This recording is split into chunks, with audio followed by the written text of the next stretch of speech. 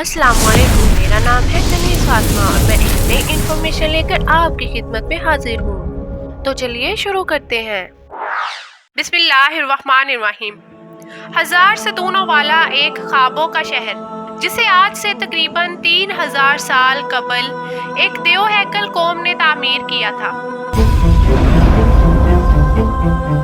एक ऐसा शहर जहां एक मसनूई जन्नत भी बनाई गई। ये वही गुमशुदा शहर है जिसे सैकड़ों साल से खजाने की लालच में लोग तलाश करते आ रहे हैं। जब एक शख्स अरब के सहरा में भटकते हुए उस शहर में चला गया, फिर उसने क्या देखा था? आज हम उस पुरअसरार शहर और उसकी मुकम्मल तारीख को इस वीडियो में पेश करेंगे। कौमे आद अपने दौर के सबसे ताकतवर तरीन कौम थे। ये लोग दूसरों के मुकाबले ज्यादा कद-आवर और तवाना थे। मालो दौलत भी उनके पास बेशुमार थी। अपने ऊंचे कद और शानो शौकत की वजह से इन्हें बुलंद मकामात पर बसने और बुलंदो बाला इमारतें बनाने का बहुत शौक था। तारीख में आद के नाम से दो कौमें गुजरी हैं। एक को आदे उला और दूसरे को आदे इरम कहते हैं। आदे उला साम बिन नूह की औलाद थे और ये अरब के जनूबी इलाके में आबाद थे। आदे उला की तरफ अल्लाह तबारक व तआला ने हजरत हूद अलैहिस्सलाम को मबऊस किया था, लेकिन कौमे आद की बदआमालियों के सबब इन्हें तबाह कर दिया गया। उनके तबाह हो जाने के बाद हजरत हूद अलैहिस्सलाम बचे हुए लोगों को लेकर हजरे मौत की तरफ हिजरत कर गए। उनकी रहाइश अहकाफ के इलाके में थी। यहाँ इस कौम ने खूब तरक्की की और अल्लाह ने इन्हें बेशुमार नेमतों से नवाजा। इन्हें आदे इरम कहा जाता था और ये जिस इलाके में आबाद थे उसे शहरे इरम का नाम दिया गया। इस शहर को ज़ातुल ईमान भी कहा जाता है, जिसके मानी सतूनों वाला शहर है। ये शहर तूफाने नूह के काफी अरसा बाद बसा था और काफी तरक्की याफ्ता था। आदे इरम के लोग कम से कम 12 गज लंबे हुआ करते थे। ताकत का ये हाल था कि बड़े से बड़ा पत्थर जिसको कोई आदमी मिलकर भी ना उठा सके, उनको एक आदमी एक हाथ से उठाकर फेंक देता था। उनके शहर के चारों दीवारों के अंदर बड़े बड़े महल और ऊंचे ऊंचे सतून थे। अल्लाह तबारक व तआला ने इस खूबसूरत शहर का जिक्र कुरान मजीद में सूरह अल फजर की आयत नंबर 6 और 7 में कुछ इस तरह किया है। क्या तुम्हें मालूम है कि तुम्हारे रब ने कौमे आद के साथ क्या मुआमला किया, यानी इरम शहर वालों से, जो बड़े बड़े सतूनों वाले इमारतों वाले मस्कन बनाते थे, और वो लोग जिनके जोरे कुव्वत के बराबर कोई कौम उनके मुल्कों में पैदा ही नहीं की गई थी। मुअर्रिखीन ने लिखा है कि आदे इरम अमान, यमन और अदन के इलाके में आबाद थे। इनमें दो बादशाह ताकतवर तरीन बादशाह बने। एक का नाम शदीद और दूसरे का नाम शद्दाद था। ये दोनों आपस में भाई थे। शदीद की मौत के बाद इसका भाई शद्दाद तख्त नशीन हुआ। उसने अपनी हुकूमत को मजीद वसी किया और बेशुमार लश्कर और खजाने जमा कर लिए। उसने अपनी सल्तनत की रौनकों कमाल को उरूज तक पहुंचा दिया। प्यारे दोस्तों, शद्दाद किताबें पढ़ने का बड़ा शौकीन था।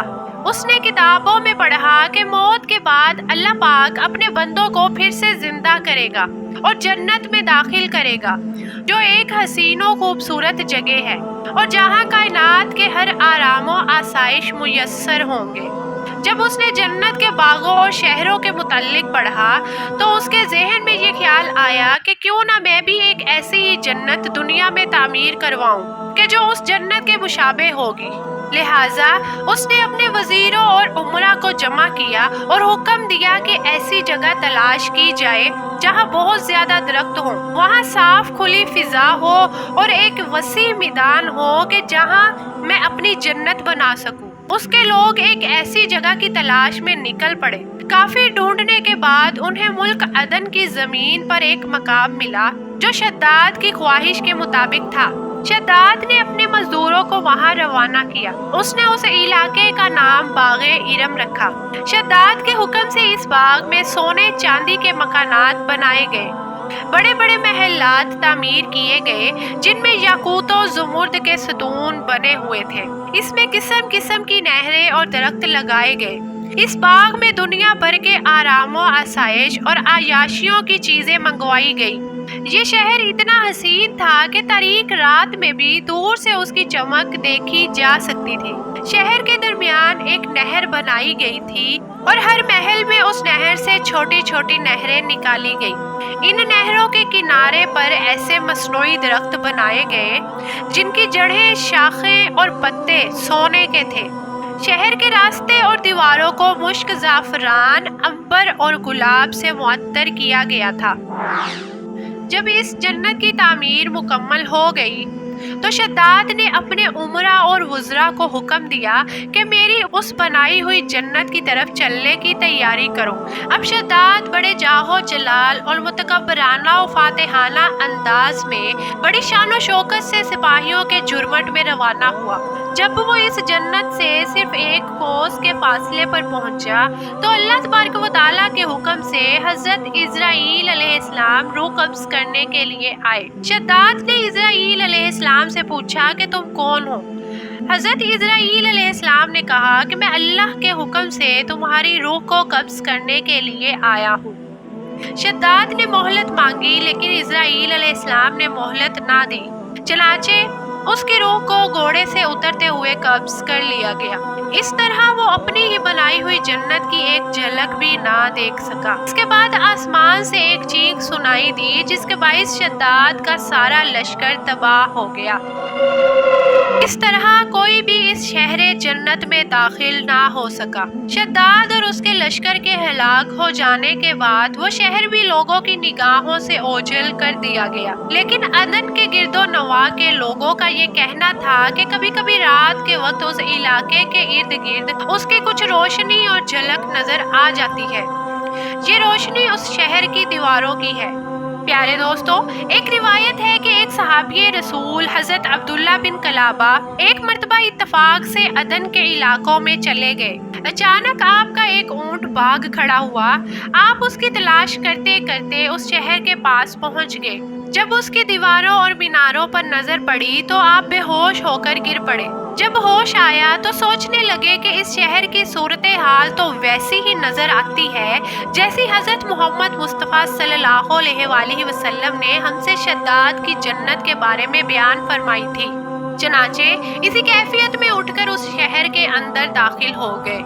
इस शहर के अंदर नहरें और दरख्त थे और ऐसी ऐसी आरामो आसाइश की चीजें मौजूद थी जो उन्होंने कभी देखी ही नहीं थी। लेकिन वहाँ कोई इंसान भी मौजूद नहीं था। आपने वहाँ पड़े कुछ सोने, चांदी और जवाहिरात उठा लिए और वापस चल दिए। वहाँ से वो सीधे उस वक्त के दारुल खिलाफा दमिश्क पहुँचे और अपना सारा मामला हजरत अमीर मुआविया को बताया और उस शहर की सारी निशानियाँ बता दी। हजरत अमीर मुआविया ये सारा वाकया सुनकर नहायत हैरान हुए और अहले इल्म हजरात से इस बारे में मालूमात हासिल करने लगे कि क्या वाकई दुनिया में ऐसा शहर भी कभी बनाया गया था। लिहाजा हजरत काब बिन अहबार ने बताया कि हाँ, कुरान मजीद में भी इस शहर का जिक्र मौजूद है, मगर अल्लाह तबारक व तआला ने उसको लोगों की निगाह से छुपा दिया है। हजरत काब बिन अहबार ने बताया कि नबी सल्लल्लाहु अलैहि वसल्लम ने फरमाया था कि मेरी उम्मत में से एक आदमी उस शहर में चला जाएगा और वो छोटे कद सुर्ख रंग का होगा।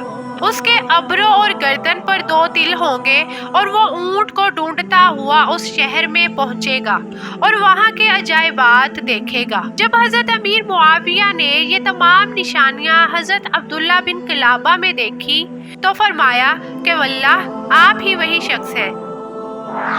प्यारे दोस्तों, अंग्रेजी में ये शहर या खंडरात the lost city of Iram और the lost city of Atlantis के नाम से मशहूर है। इसी तरह लॉरेंस ऑफ अरबिया ने इस शहर का जिक्र अपनी किताब अटलांटिस ऑफ सैंड में भी किया था और ब्रिटिश राइटर ब्रूटन थॉमस ने अपनी किताब अरेबिक फालिक्स में इस शहर के बारे में लिखा है। सन 1984 में अमेरिकी खलाई एजेंसी नासा की सैटेलाइट से ली जाने वाली तस्वीर की मदद से ओमान में एक मकाम दरियाफ्त किया गया। 1991 میں اس شہر کی کھدائی کا کام شروع ہوا اور یہاں 600 فٹ ریت کے نیچے مدفون ایک قلعہ دریافت ہوا جو تقریباً 2000 سال پرانا تھا۔ 8 سمتوں پر مشتمل اس مضبوط قلعے کی دیواریں 60 فٹ لمبی اور 12 فٹ اونچی تھی۔ ماہرین کا کہنا تھا کہ یہ شہر لوبان کی خرید و فروخت کا ایک وقت کا عظیم الشان مرکز تھا جسے شہر ارم کہا جاتا تھا۔ آج یہ علاقہ تا قیامت لوگوں کے لیے عبرت کا نشان بن گیا ہے۔ بہرحال یہ تمام کھنڈرات، بوسیدہ ستون اور محلات چیخ چیخ کر آج ہمیں یہ پکار رہے ہیں کہ ہر چیز فانی ہے اور ہمیشہ باقی رہنے والی ذات تو صرف اللہ تبارک و تعالیٰ کی ہے۔